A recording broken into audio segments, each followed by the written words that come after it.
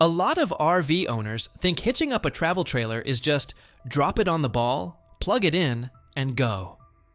That's exactly where the most common mistakes happen, because there's a ton of misinformation online that sounds confident, but skips the details that actually keep your rig stable and safe.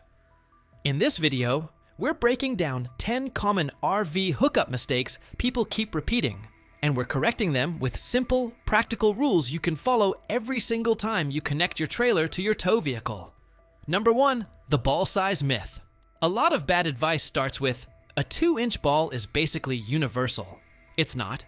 Travel trailers commonly use either a 2-inch coupler or a 2 5/16" coupler, and they are not interchangeable in a safe way. The scary part is, a coupler can sometimes drop onto the wrong size ball and feel like it caught, especially if you're in a hurry, or the trailer isn't perfectly level. That's how people end up with a trailer that looks hooked up but can jump off the ball during braking or a sharp dip. The quick fix is simple. Look at the coupler itself. Most couplers have the ball size stamped right on top, and the ball should also be stamped with its size. Match the stamp, not your memory. Also, don't ignore the ball's shank diameter and rating. People will buy the correct ball diameter, but install a ball with the wrong shank size for the ball mount, then make it work with whatever washer stack they have. That can loosen over time and ruin the mount. Use the right ball for the mount, torque it to the manufacturer's spec, and recheck it after your first tow day because new hardware can settle. Another piece of misinformation: bigger ball means safer. Bigger only helps if your coupler is built for it and the ball is properly rated for the trailer's actual loaded weight. The real safety move is matching sizes, matching ratings, and tightening it correctly, not guessing or upsizing at random. Number 2, latch down doesn't mean locked. A common RV life mistake is treating the coupler latch like a light switch. Flip it down and you're done. In reality, down doesn't always mean engaged, and engaged doesn't always mean secure. Dirt, rust, a bent latch, or even a slightly nose-up angle can keep the coupler from fully seating on the ball. You want the coupler to settle all the way down until the ball is fully captured, then the latch closes smoothly into the locked position. If it takes force, that's usually a sign something isn't aligned, not a sign you should push harder. The most reliable check is the simple jack test. After you latch it, crank the tongue jack up just enough to lift the back of the tow vehicle a little. If the coupler is truly seated, the truck will rise with the trailer. If the coupler wasn't seated, this is where you'll see it shift or pop into place while you're stationary, which is exactly what you want to happen before you're rolling down the road. Then lock the latch with a proper pin, or coupler lock. That tiny clip is not optional. Without it, vibration can work the latch open, especially on rough roads. Also, don't ignore coupler wear. If you notice excessive play, clunking, or a latch that never feels consistent, that's not just normal trailer noise. It's a sign to inspect the coupler, the ball, and the mounting hardware, and replace worn parts instead of hoping it behaves. Number 3, safety chains aren't just decoration. There's a stubborn myth that safety chains are only there for legal reasons, and don't matter much if the coupler is latched. Chains absolutely matter, and how you hook them up matters too. The goal is for the chains to catch the tongue if the coupler ever separates, and to keep the trailer tracking behind the tow vehicle long enough for you to stop safely. The best practice is to cross the chains under the coupler, making an X. That creates a cradle that can help keep the tongue from digging into the pavement.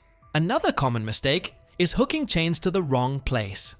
The chains should attach to rated chain loops on the tow vehicle or hitch receiver area that are designed for that load, not to the ball mount itself, unless that ball mount has clearly rated chain attachment points. Don't hook onto thin bumper loops that aren't meant for towing loads. Also, chain length is not as long as it reaches. Too long and it drags, sparks, and can literally wear through. Too short and you limit turning and put strain on the connection. You want enough slack for full turns without binding, but not so much that they hang low.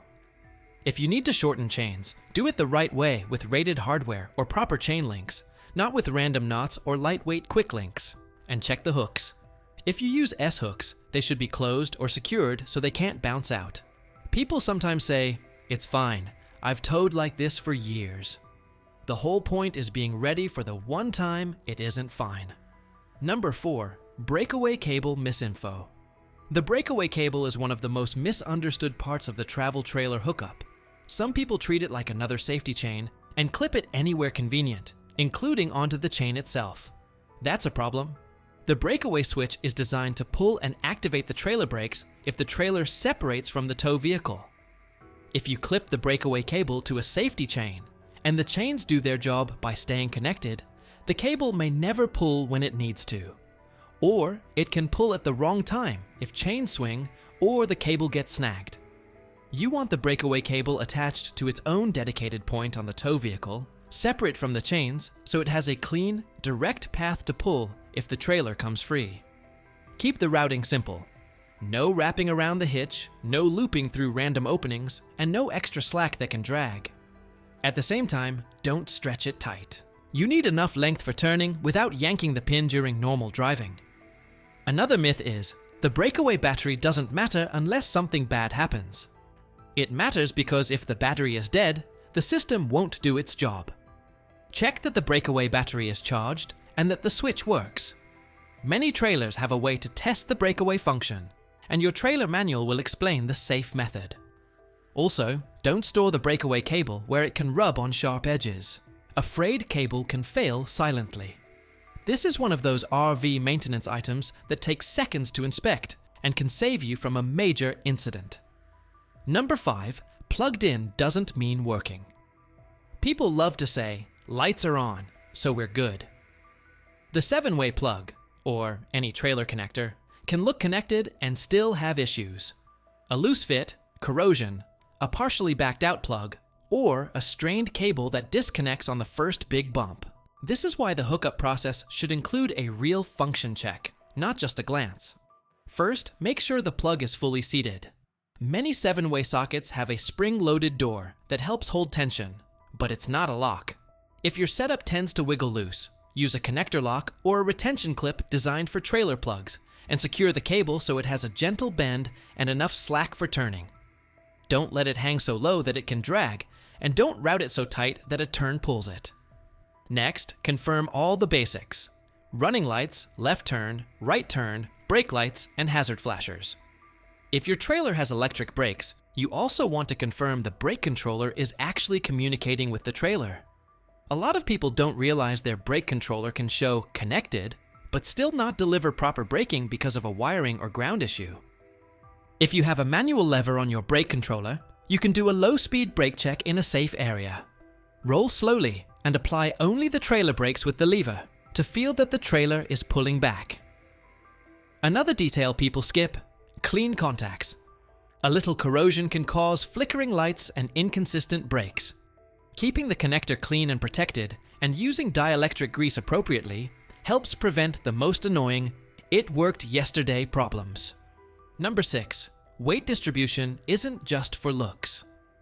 There's a lot of misinformation that a weight distribution hitch is only about making the rig look level. Level matters, but the real reason weight distribution exists is to restore proper weight on the tow vehicle's front axle. When tongue weight pushes down on the rear, it can lighten the front end, which affects steering, braking, and headlight aim. A properly set up WDH transfers some of that load forward and back across the axles in a controlled way. The mistake is either not using one when the manufacturer recommends it, or using one incorrectly because someone online said, just make it level. Setup should follow your hitch instructions, not vibes. Take basic measurements before and after. Front fender height, rear fender height, and trailer attitude. Then adjust the hitch head angle and the bar tension, chains or brackets depending on the system, to bring the rig into the correct range, usually getting the front end close to its unhitched height without overloading it. Another common myth is, sway control fixes everything. Sway control helps manage sway, but it can't fix a bad load, wrong tongue weight, or an underrated hitch. If the trailer is loaded tail heavy, you're basically asking for sway. Use sway control as part of a correct system, not as a band-aid. Also match your spring bars to your actual tongue weight. Not dry tongue weight from a brochure, real tongue weight with propane, batteries, water if you travel with it, and loaded cargo. Too soft and it won't help enough. Too stiff and the ride can be harsh and the trailer can behave strangely over bumps. Number 7. Level trailer, better control. One of the easiest mistakes to miss is hitch height. People will say, if it tows, it tows. But a trailer that rides nose high or nose low can change how weight is carried on the axles, how brakes feel, and how stable it is at speed. Nose high often reduces effective tongue weight and can encourage sway. Nose low can overload the front trailer axle and change braking balance. The simple goal is to have the trailer roughly level when it's loaded for travel and connected to the tow vehicle on reasonably flat ground. That usually means choosing the correct ball mount rise or drop and then setting your weight distribution hitch for that height. Another piece of misinformation is just flip the ball mount if it looks off. Flipping can be correct if the mount is rated for the direction you're using it and still provides the right height, but you also have to watch ratings and clearances. Some mounts have different ratings depending on rise versus drop. You also need enough ground clearance so you don't drag the mount on steep driveways or dips. When you dial in hitch height, don't forget that a loaded truck sits lower than an empty truck, and a loaded trailer can sit differently than it does on a dealer lot. If you set everything based on an empty rig, your real-world towing day can look totally different. This is why it's smart to check level with the trailer loaded the way you actually travel, then adjust.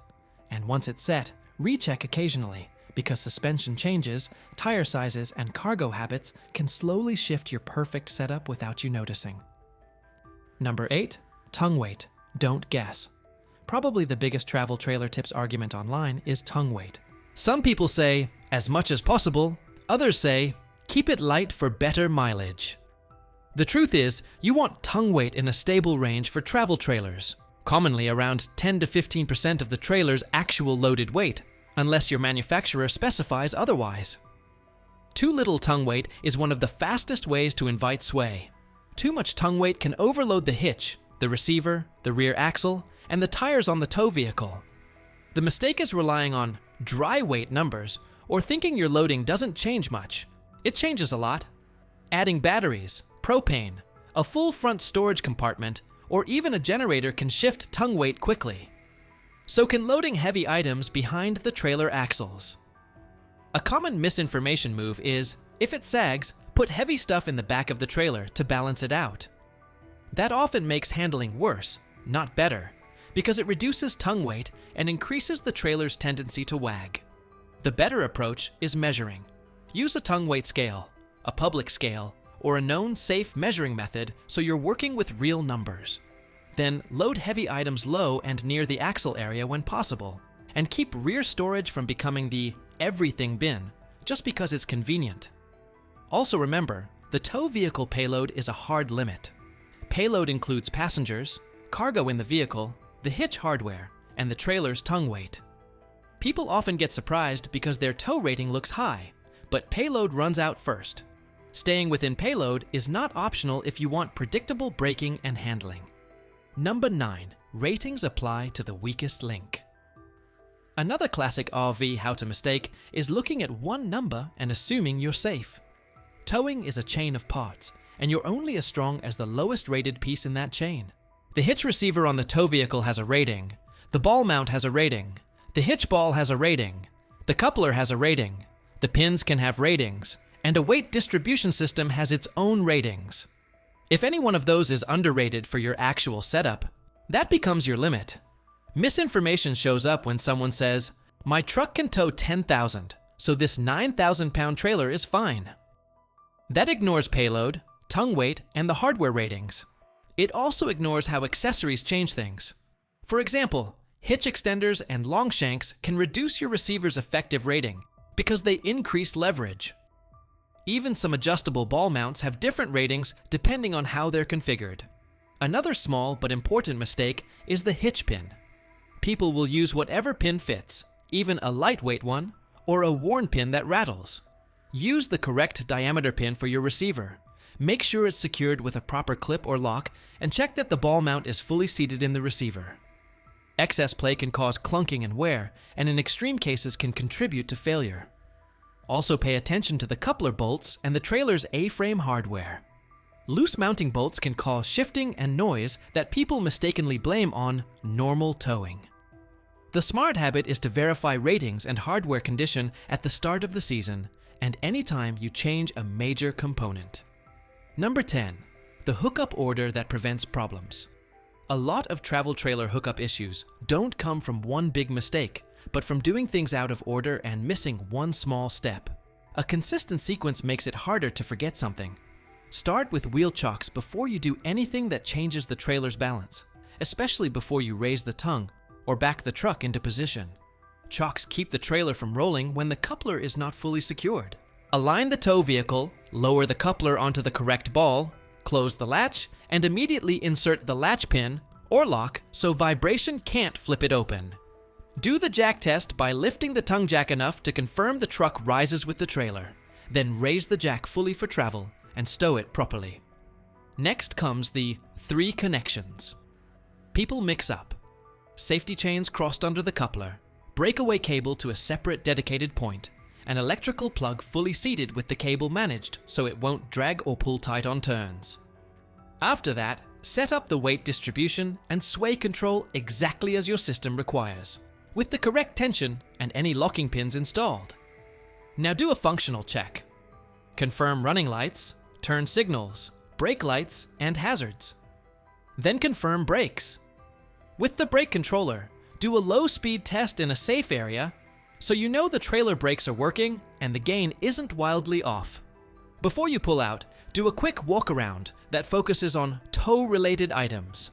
Stabilizers up, steps up, tongue jack up, propane secured as appropriate for travel, doors and compartments latched, and nothing hanging under the frame that can snag. One last misinformation point. If it feels fine, you're done. Even when everything is correct, new setups can settle.